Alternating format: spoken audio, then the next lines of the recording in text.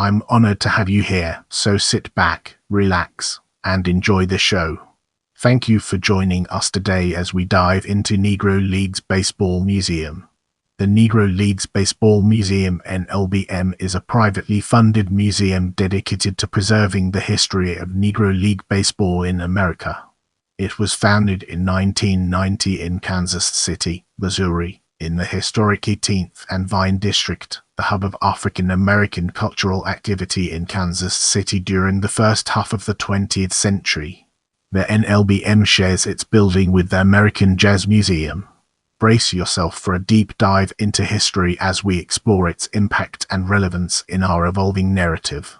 The Negro Leagues Baseball Museum was founded in 1990 by a group of former Negro League baseball players, including Kansas City Monarchs outfielder Alfred Sorrett, Buck O'Neil, Larry Lester, Phil South, Dixon, and Horace Peterson.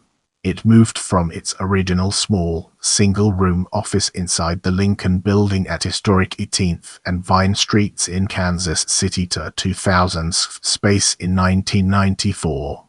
3 years later, in 1997, the museum relocated again to a 10,000 purpose-built structure 5 times the previous size. An advance screening of the movie 42, a biographical film about the life of Jackie Robinson, who played for the Kansas City Monarchs prior to breaking baseball's color barrier, was held in Kansas City on April 11, 2013, a day before its nationwide release, as a benefit for the NLBM. Actor Harrison Ford, one of the stars of the film, participated in the fundraiser. The museum was on the verge of financial collapse in 2008 before rebounding with stronger leadership and greater engagement with the community. Bob Kendrick took over as president in 2011. By 2012, the museum experienced a profit of $300,000, its most successful year since 2007. In June 2019, the Negro Leagues Baseball Museum was awarded the Gold American Award for Nonprofit Organization of the Year from the American Business Awards. Now, let's shift our perspective and explore exhibits from a different angle. The museum chronologically charts the progress of the Negro Leagues with informative placards and interactive exhibits. Its walls are lined with pictures of players, owners, and officials of Negro League baseball from the Negro National League of 1920 through the Negro American League, which lasted until 1962. As visitors progress through the exhibit, they move forward in time through the history of black baseball. In one area of the museum, there are lockers set up for some of the legends of the Negro Leagues. One can see game-worn uniforms, cleats, gloves, and other artifacts from stars such as Josh Gibson, the Black Babe Ruth.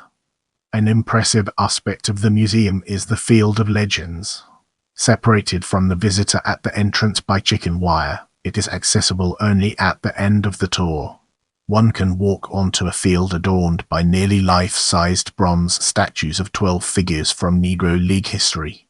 Crouching behind the plate is Gibson, one of the most prolific hitters in baseball history, a man who allegedly hit over 80 home runs in one season. At first base is another Baseball Hall of Famer, Buck Leonard, a teammate of Gibson's with the Homestead Grays. At second base is John Henry Lloyd. Judy Johnson monitors shortstop, while Ray Dandridge holds down third base. In the outfield are Cool Papa Bell, Oscar Charleston, and Leon Day. On the mound is perhaps the most famous Negro Leaguer of all time, Satchel Paige, who became a rookie in the major leagues at age 42 in 1948. At the plate is Martin Digo, the only man to be inducted into the Halls of Fame in 3 countries, Mexico, Cuba, and the United States. Other statues commemorate Rube Foster, the founder of the first Negro National League, and Buck O'Neil, a former Kansas City Monarch and a member of the board of the museum until his October 6, 2006, death. On November 13, 2012, the family of Buck O'Neil donated 2 items to the museum in honor of what would have been his 101st birthday. O'Neill's Presidential Medal of Freedom, awarded posthumously by President George W. Bush, was donated. Also given to the museum was a miniature replica of the Buck O'Neil statue, which is displayed at the National Baseball Hall of Fame and Museum. The items are showcased in a special area of the NLBM dedicated to O'Neil. As we embark on the next leg of our journey, let's unpack the layers of the Geddy Lee collection and examine its core elements. On June 5, 2008, Geddy Lee of the Canadian band Rush, himself an avid baseball fan, donated nearly 200 autographed baseballs to the NLBM. The signatures on these baseballs include names such as Hank Aaron, Cool Papa Bell, and Lionel Hampton. At the time, Geddy Lee's gift was one of the largest single donations the NLBM had ever received.